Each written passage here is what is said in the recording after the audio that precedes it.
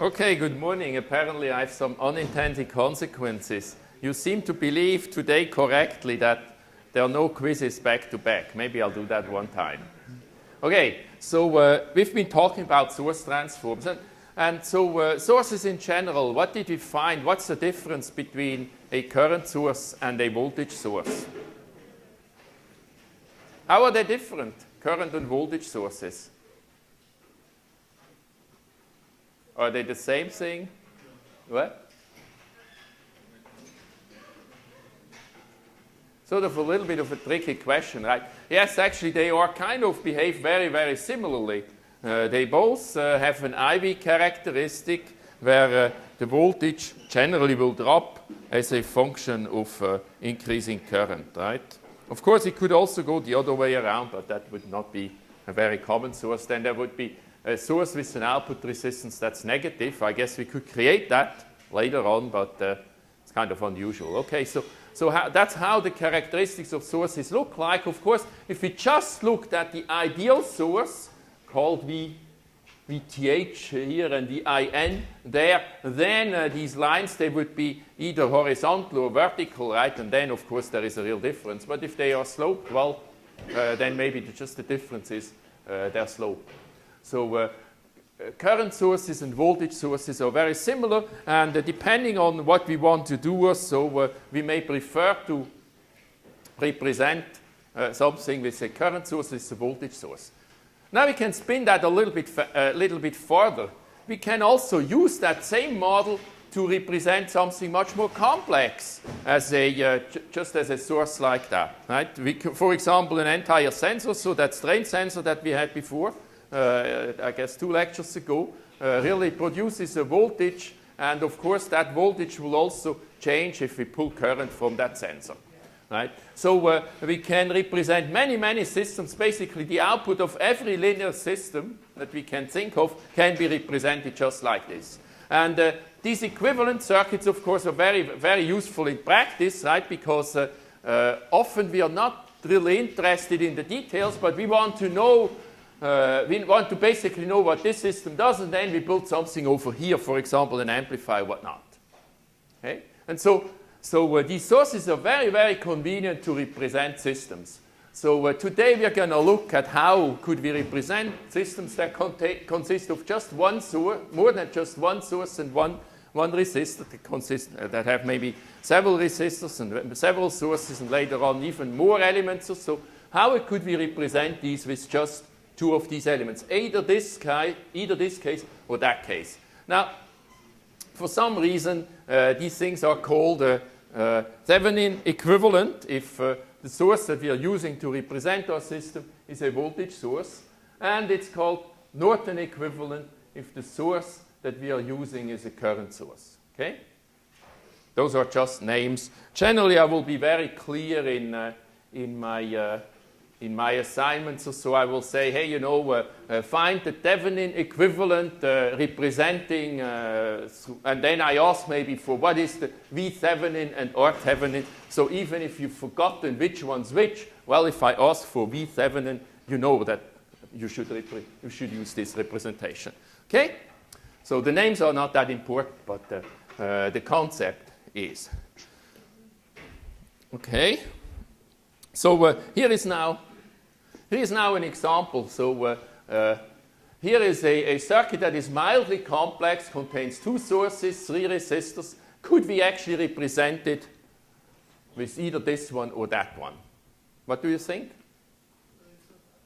Of course we could. And in fact, if we maybe this may sound a little bit mysterious, but the reason really is if we went to the lab and we were to check out the IV characteristics of the circuit on the right, we would find the IV characteristics just look like this. As we don't pull any current, well, we get some open circuit voltage. Then as we pull more and more current, the voltage at these terminals V1 starts dropping.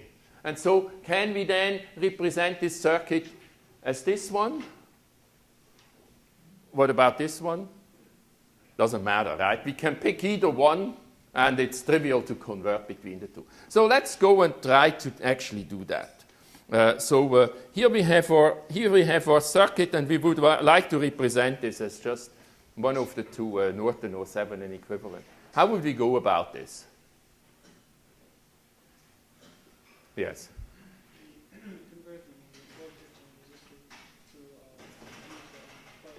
Okay, so we can again use source transform. The tricks that we used last time, they're very helpful here. Why? Well, that's actually not the only way to do things, right? We could just write KVL and KCL equations, and that would be just fine also. But the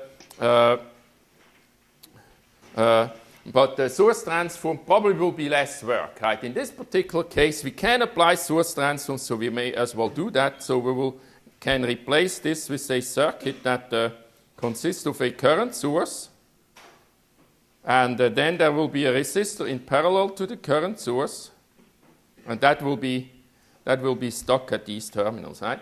So what would be, first of all, what's the direction of the arrow of the current source? It goes up, right? So because the voltage source goes from minus to plus, that's the positive direction, so the arrow of the current source also goes up. What would be the value of the resistor? R1, right? And what would be the value of that current? V1 over R1, right? So very, very simple. Now, what are we going to do next? Well, we are going to have these, I don't want to read all the whole things, but we have these two elements in what configuration?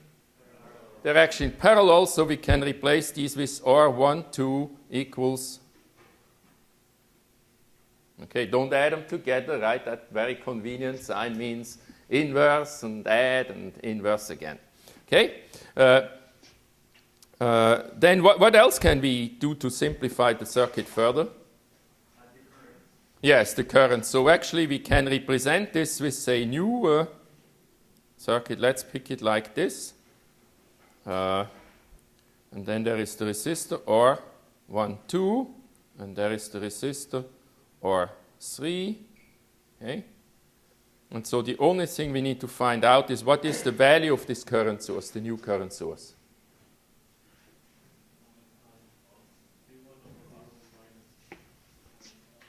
Okay, V1 over R1 minus I1, exactly. Okay? And finally, what are we going to do as a next step?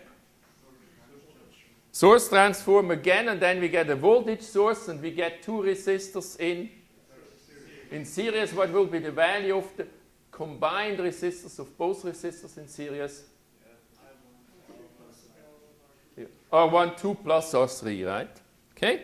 And so then we actually transform this into which one? Anybody remembers? What's this, the Norton or the Thevenin equivalent? It was actually the Thevenin, right? And if we wanted the Norton equivalent, just do another source transform. See, source transforms are really convenient, right? So another example here, actually, so we would like to replace, find the Thevenin equivalent for this circuit also. How are we going to do that?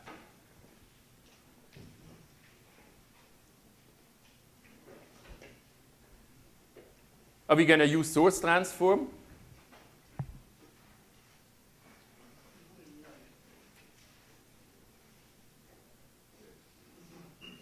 Who sees how we can apply source transform here? Yeah?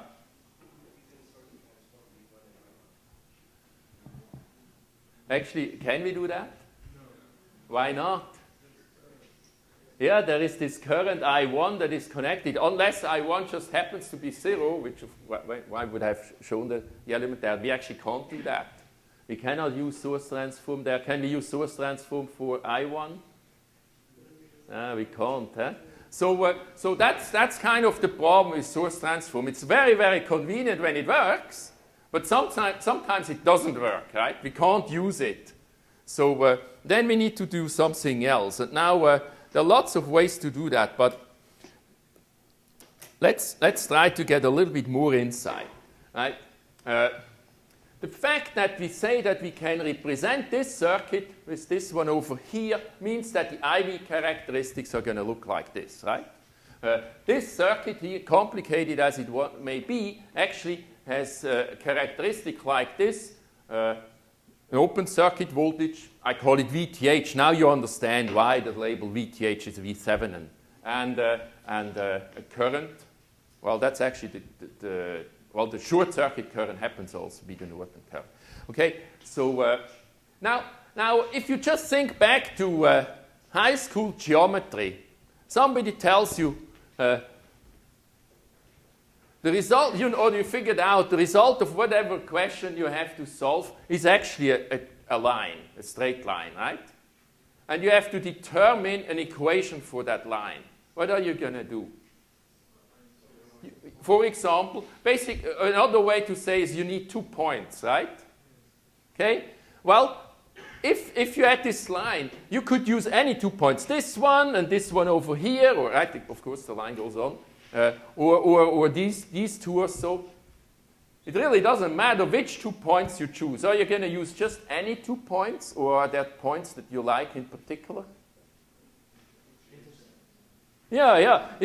Here the current is 0, so that is a particularly simple case, and here the voltage 0, so that's a particularly simple case. There is no particular reason why to pick these 2 points. You can take any 2 points, and you just probably will work a little bit harder if you pick other ones. But in practice, yeah, because it's less work, we usually pick these 2 points. We'll figure out these 2 points, and then on top of everything, it's very convenient that the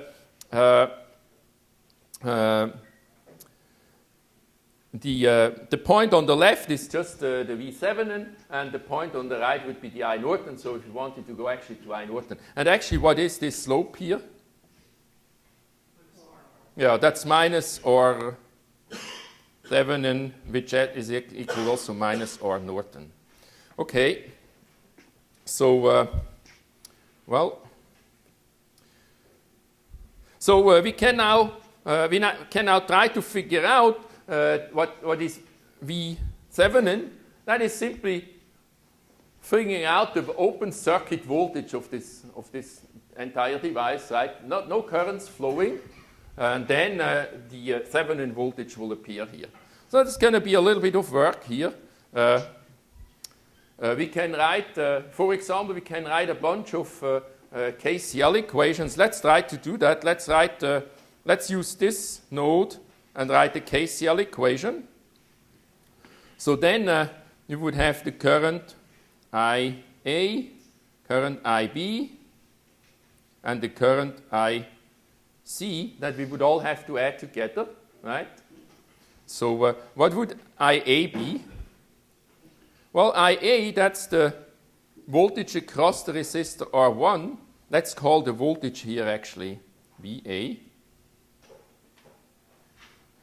What is the voltage across resistor R1? Can anybody see that? VA minus V1 divided by R1. And then what's the current IB that flows through R2? Yeah. The VA minus V1, does that, isn't, okay, yeah, you grounded it, okay. Okay, good. So we have agreement. What about the current IB? VA over R2.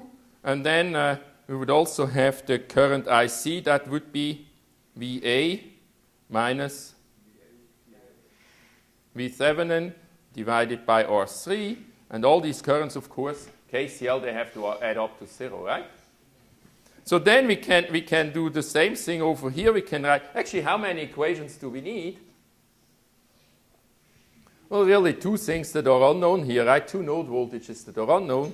So we can write another equation there. So let me maybe use a different color here. So let me call this IX and IY. And what's this current here? 0 anyways, right? So IX, what would that be? Well, that would be V7 minus what's the voltage on the other side of R2? Well, that's VA divided by resistance R3. And then we have IY. Well, that is just equal to minus I1. And all of these currents better be 0. So now, what are our unknowns? Well, our unknowns are VA and V7. And VA we happen not to be interested in, so we can solve one of these two equations for VA and then use the other one to solve for V7. Okay? So that would be one way to do it. Now I don't remember. Maybe there is a more clever way. I put this together a year ago or so. Maybe then I saw a smarter way to do this. But now that this is certainly one way to solve this problem. So we find out of this whole thing, we will find the value for V7. And I let you do all the algebraic manipulations now. Essentially, for what EE40 is concerned, we solve the problem. Right? So now we also could do something very similar to find the current IN. Actually, what would we do? Well, IN, that means the voltage V1 is 0. What would we put here on the right side? We would put a short circuit, right? Here, a short circuit. And then we would not want to know what is that current IN here that's flowing there. That's perfectly fine way to do it. But there is also another way. And the other way is we can try to find R7 directly. So then we actually get rid of this, and we also get rid of all the sources. Okay, actually we set all sources. Let me maybe be a little bit more careful about that. We set all sources to 0. If we set all sources to 0, what happens to the current source I1? Exactly. This one really disappears, right? What happens to the voltage source V1? It's a short circuit, right? So now let me maybe redraw the circuit that we actually have. So we have R1, R3, R2, voila. Okay, and now we want to simply represent this whole thing as an equivalent resistor. Well, actually, what is the equivalent resistor? If we wanted to replace this with just one resistor, what would be the value of that resistor? Right? Looks so that behaves the same, the two circuit. Let's call this R7 actually. What would that be? Can somebody see this now by inspection? And I know you. Yes? It'll be R3 in series with R1 and R2 parallel. Yeah, okay. R3 plus R1 parallel R2, right? And so now, all of you, I would like that you're able to look at this circuit, think just for about 5 to 10 seconds, and then write down this equation. Doing the numbers will take a little bit of extra time, right? But I would like that you understand circuits like these well enough that this is really literally 10 seconds of work, okay? And then the quiz will no longer be such a time stress. Yes? Okay. So we are not proving that, but what we are really doing is we have this circuit here, and we want to represent it as this one, and we know that this is the characteristic we are getting, and the slope of this line is just equal to the 7 in resistance, or maybe actually minus the 7 in resistance. So turns out that there is a trick to find this 7 in resistance very quickly and easily. And the trick is that we can set all the sources in this circuit to 0, and then just find equivalent resistance. Okay? So why do the sources go away? Well, why does I1 go away? Well, because we set it to 0. Why does V1 become a short circuit? Well, a voltage source with value 0, the voltage is always 0, the current's arbitrary, that's a short circuit. Okay? And then afterwards we can do this simple thing that we just did. Here we can go and figure out, now the circuit is of course not simple because the sources are gone, we can find out the equivalent resistance. Now of course I can come up with an arbitrarily complex thing, so then these still will not be terribly simple, but at least, I mean, this trick helps also a lot. Okay? So that was a very good question. Are there any more questions about this? Yes? Actually, no.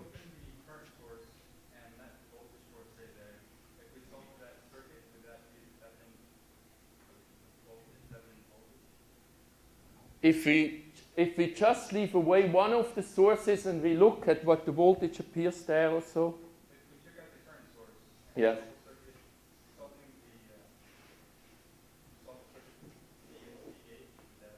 No, that would not be true, because if you think about it, with the current source present, of course, current will flow through R3, right? That current I1, where does it go? It goes through R3, right? And so it will produce a voltage drop in R3. That means that the voltage at the output there is going to be different with the current source present versus without. Now, unfortunately, you can't do that.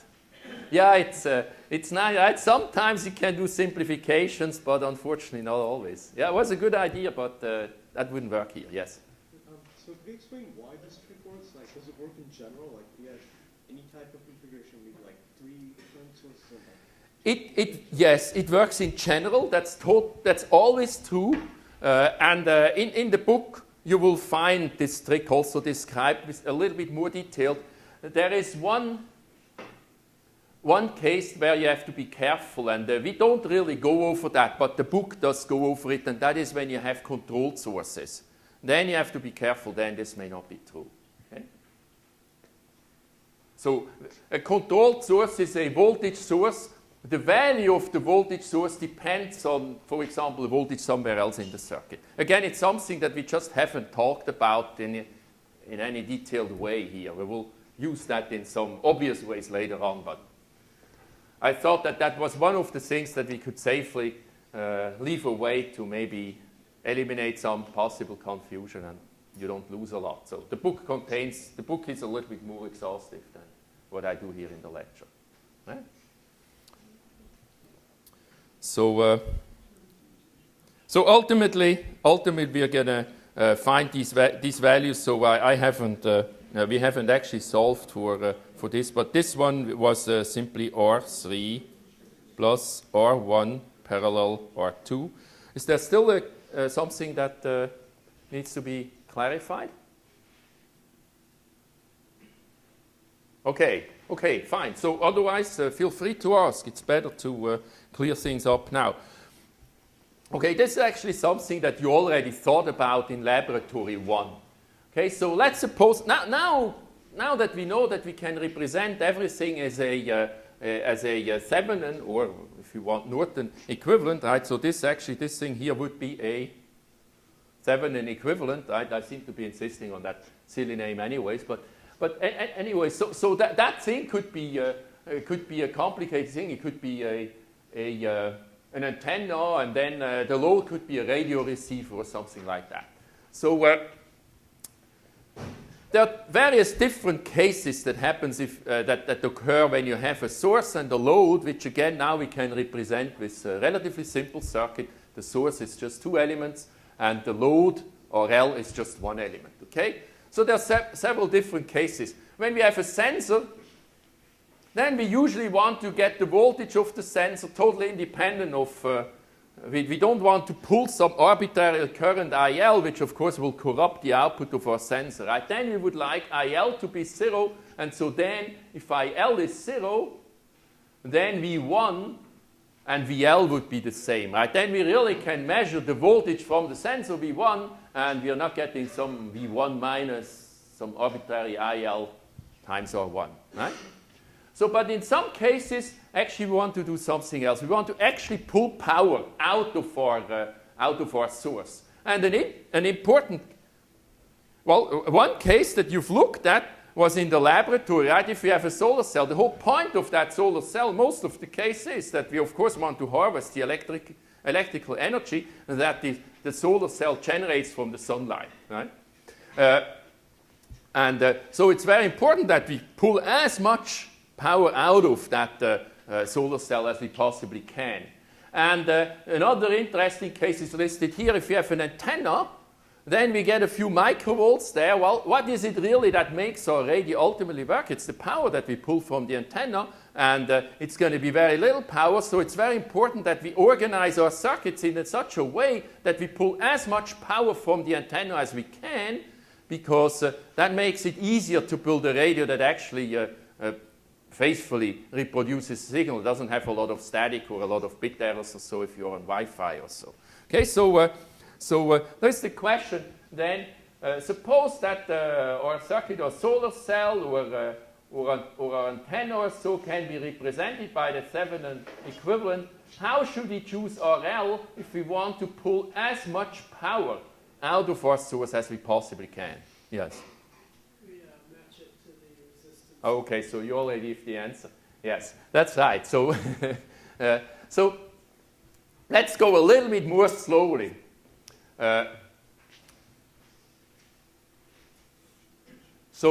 Let's first try a very, very simple case that RL was actually 0. That resistor RL was 0. What would we then have across the source? We would have a short circuit. Hey, is then a lot of power flowing? Sort of, yes, but where is the power being burned up?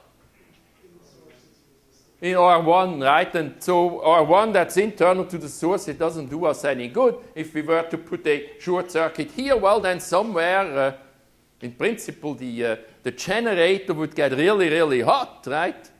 In practice, of course, the fuse would blow long before that happens, but we wouldn't be getting any power out of that thing if we have a perfect short circuit. So my hands are not, so that's why I won't stick them in there. All right, so if RL is 0, well then the voltage VL, this voltage here is 0 volts, so the current is going to be large. Actually, it's going to be V1 over R1, but the power is going to be the product, it's going to be 0, right? And likewise, if we make that load resistance there infinite, well then the voltage is actually going to be V1. That's very interesting, a very interesting case if we want to measure the voltage V1, but it's not very useful if we want to pull power because the current's going to be 0 and the power again is going to be 0.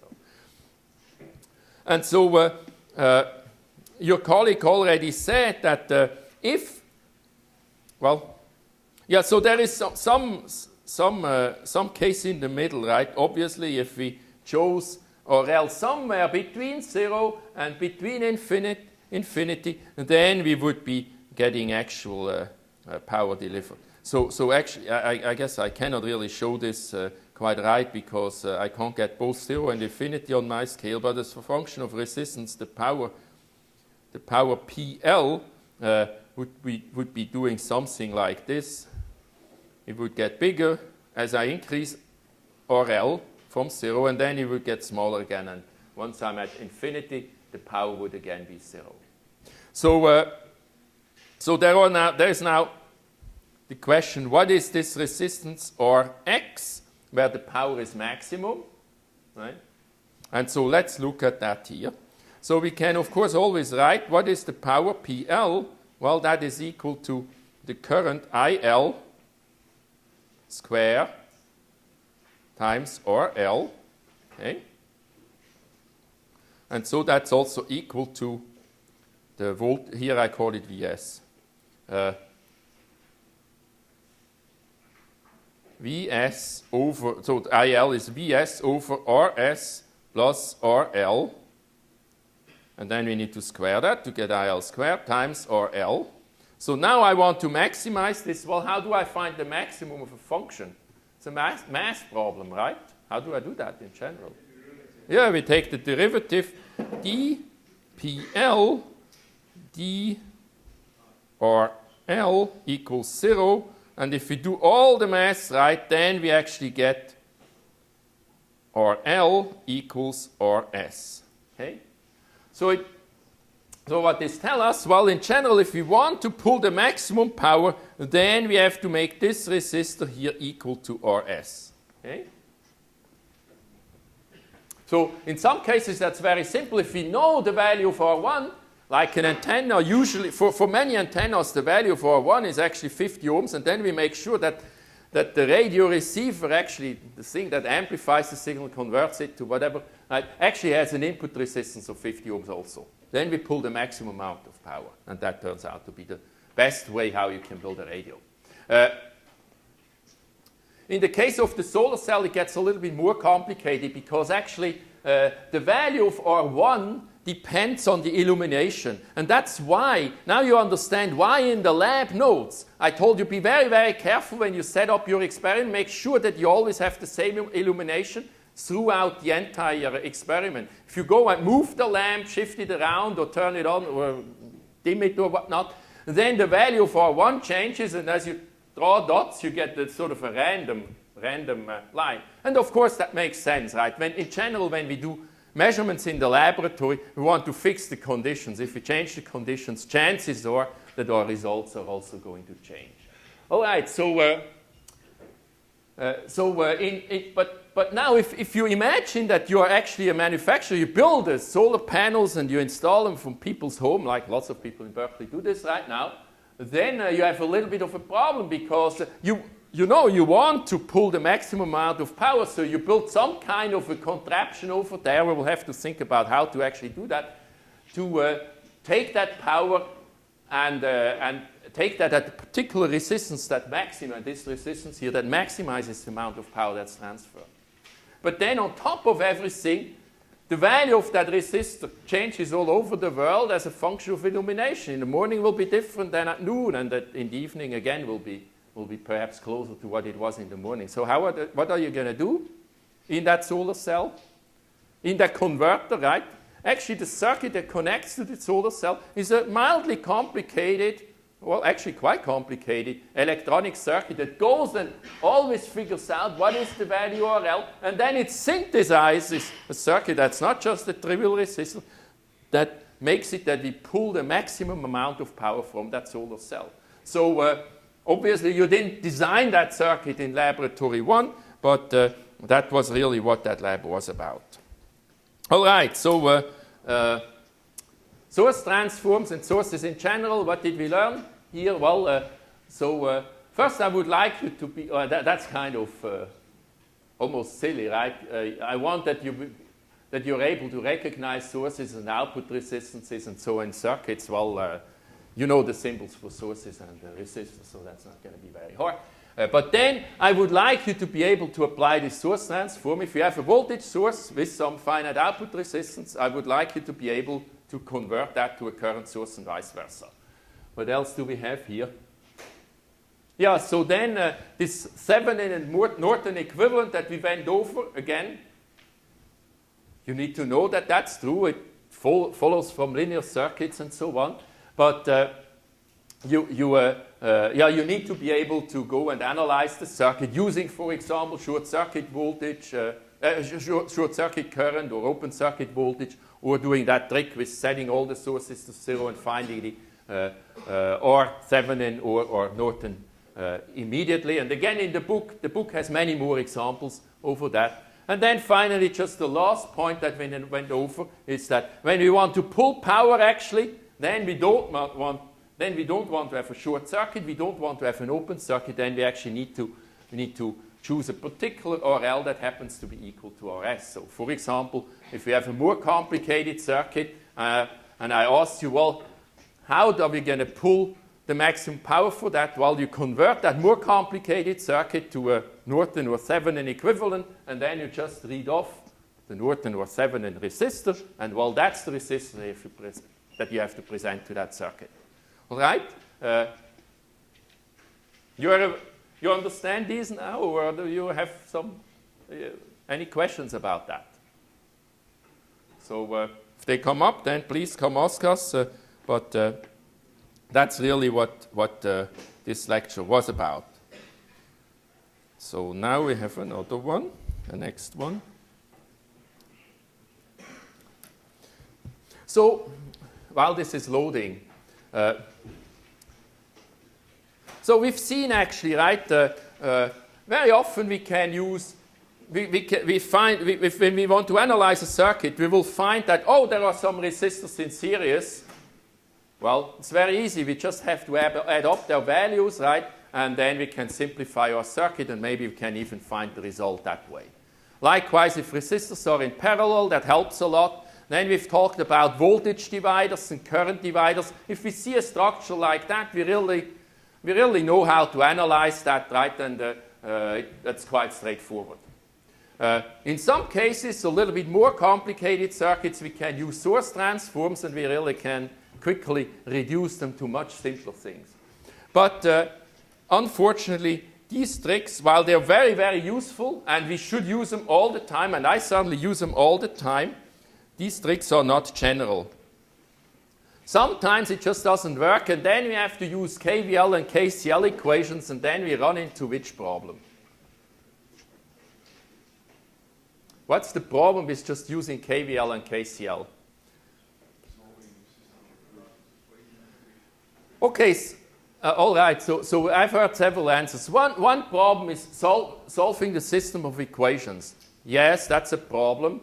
I assume that you mastered that in some math class, and it's tedious, totally agreed, and if there are 10 equations, it's certainly not the right thing for an exam, because everybody makes an error in an hour with 10 equations, right? But in principle, the problem is nothing more than a pain in the neck, right? And, okay, so we can deal with that. So, but what is the other problem if we have a circuit like this? Well, there's really a very large number of KVL and KCL equations that we can write here. And if we write too many of them, then we get that famous lots of equations, crunch them all through, and in the end you find out 3 equals 3. And we knew that already, but we still don't know the node voltages. Right? So the question really is not how do we write equations. The question is how do we arrange things methodically that we just get the right number of equations that are not linearly dependent of each other, that allow us to solve for the voltages and currents in our circuit. Okay? So, and why do we do that incidentally? Well, because when we design circuits, of course, we put down ideas for circuits down on the sheet of paper, and then we want to find voltages and branch currents. So in other cases, when we actually design, we say, well, gee, you know, we would like this voltage to have a certain value so that we meet a certain design goal, and how should we choose the component values to get that? And in either case, we need to have a set of equations that we can solve. Okay, so how are we going to do that in general? So again, I said that already. In general, of course, we do that with KVL, KCL equations, and in some cases, we can apply special techniques. So now we are going to talk mainly about cases where the special techniques don't work.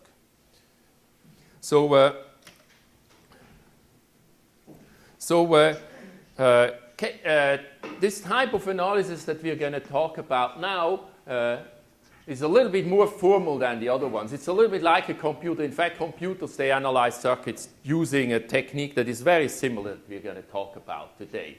So first, it's very important that we recognize the nodes in our circuit. So the question here is, how many nodes do we have in this particular circuit? 1, 2, 3, 4, 5, 6. Yes, I agree. 6. So how do we find that? Well, we look for all the sort of sets, or what is that?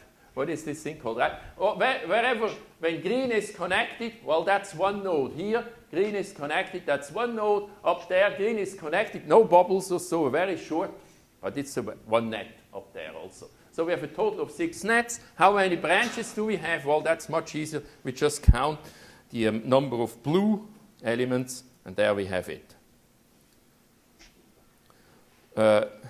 So now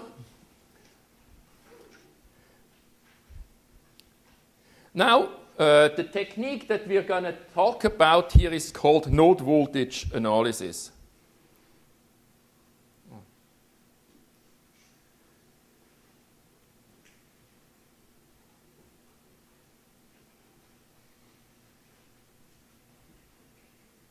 So the goal of node voltage analysis is that you have any kind of a circuit, any topology, and then you apply this technique, and the technique will tell you the value of all the node voltages. So the net values of all the voltages anywhere in that circuit.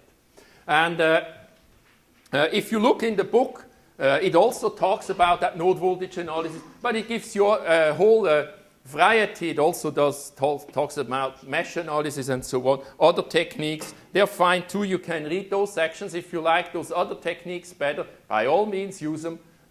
I always use node voltage analysis. Sometimes you end up with one or two more equations if you use node voltage analysis, and sometimes if you do mesh analysis, well, then you end up with more equations. So whatever. So if you want to ask for node voltages, you always need to say what's the node voltage with respect to. So you need to introduce somewhere a common symbol. For example, here it's arbitrary where you do that. And then you want to know the node voltage. Well, the node voltage in here, that voltage is now going to be 0, right? We just defined it to be 0. So then you want to know all the other ones. And so how many unknowns are there? There are 5, n minus 1, right? N minus 1 unknowns. So really what we will have to do is we have to write n minus 1 equations. Now obviously we could write, for example, a KCL equation for every node. Then we would have 6 equations already. That would be one too many. We could write KVL equations for every loop here, and we could have loop with multiple components, right? So it's really an almost infinite number of equations that we could write. So node voltage analysis is a very formal way where we write n minus 1 equation, just the right number of equations that always can be solved and give us the right results. You could use a different set of equations, then just the name changes. And so sort of the benefit of node voltage analysis is that it tells you how to choose these equations, and it's totally automatic. So if during the exam you don't want to think, but you need to know voltages in a circuit like that, you actually can do that using that recipe. Okay, so I think I already talked about just about everything here. So it's best thing is to start with an example. So first, I've mentioned already, if we want to ask even about node voltages, we better introduce a common symbol or a ground symbol, so that we can say with respect to where we want to find out what these node voltages are. Okay, so now then the next thing is we actually have to identify and label the node voltages. So we do that for every node except for the ground node. So there would be a node here, VA, VB, VC. Okay? So then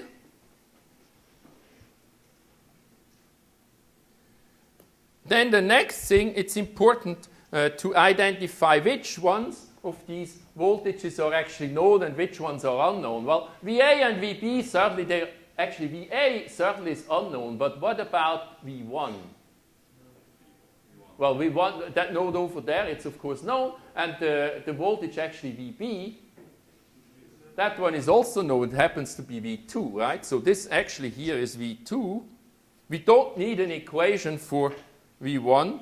We don't need an equation for V2. Well, they're known already. They're V1 and V2, the value of the source. But this thing here, this one here, actually is an unknown.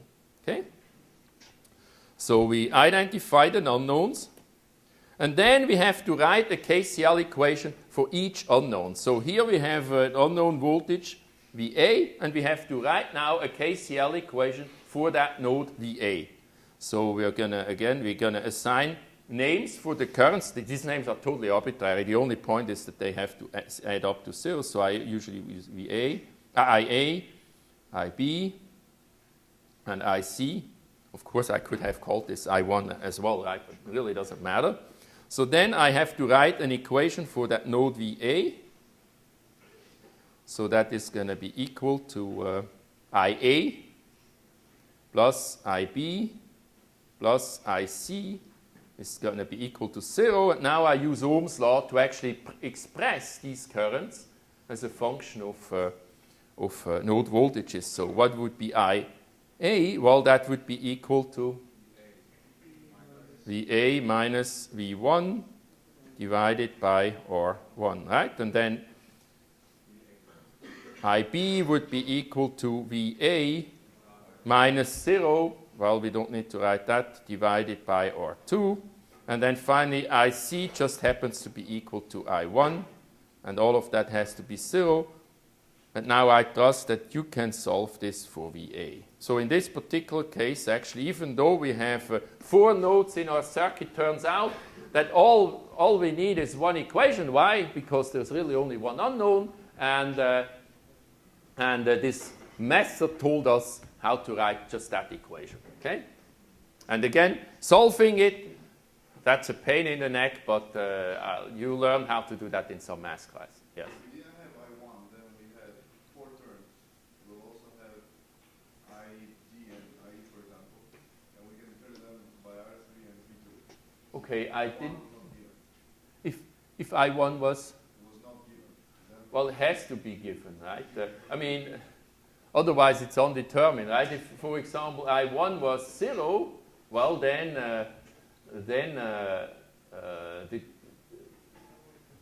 still can represent I1 with the resistor R3 and the voltage source V2. Okay, so yes, that's right. You can write all sorts of other equations. We can actually figure. Wait a second. No, we don't know what the voltage. There is no trivial way to say what the current I1 is, right? Obviously, the current I1 has to be the sum of the current that flows through R3, but there is also a current that can flow through V2, and we don't know what it is. So I1 would be the sum of these 2 currents that I indicated in yellow. And sure, you can write equations, and there is other equations that you can write, and you can formulate this problem in terms of those equations, but there's no... the disadvantage of those other equations is that you have to figure out, you have to think about how to write them. Now, in general, when you do that, sometimes you will be able to find a way to solve your circuit with fewer equations. Well, if you need only one equation, that's kind of tough, right? But or unlikely. But sometimes there are better ways. So actually, I'm not quite sure whether I actually answered your question. Kind of. Okay. All right. So we have 3 minutes. I would like to try whether we can solve this. That you try to go through this recipe, solve, find that current Ix. Let me help you a little bit. So we are going to use, of course, or I recommend that you use node voltage analysis. So we are actually going to find the node voltages here. And then if you want to know a current, well, if we knew the voltage here and here, well, now it's trivial, right? It's the difference of these voltages divided by R2 that gives you that current. So if you use node voltage analysis, really what we are going to get as the result of the procedure is all the node voltages. If then we want to know a current, it's one more step. Okay? So I'd like you to now work together to go through that entire procedure with starting with finding a common node. You can pick any, but some are better than others, and then try to solve, ultimately getting Ix. And the GSIs and I, they will wander around, so if you have questions, like you have one. Sure.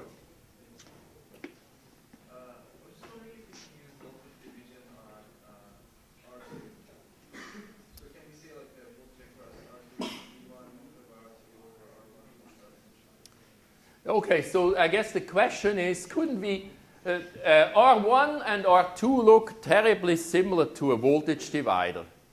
Couldn't we just figure out what VA is by using that voltage divider idea?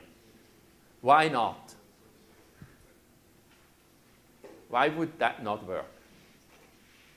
Well, because voltage divider equation and so on applies only when the 2 elements are in series. And the definition of in series is the current through both of them is the same, right?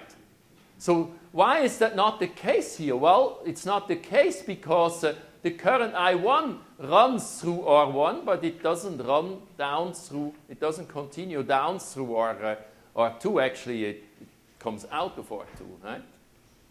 Okay? So these elements are not in series, and consequently this is not a voltage divider, and consequently we cannot use voltage divider equation. Okay, so we are quickly running out of time. If possible, I still would like that you go and look at this a little bit, because now well, actually only one GSI is here. Oh, okay, yes, why don't you walk around also? So if you have questions, then we can help you, and you can then solve it maybe this afternoon or over the weekend yourselves.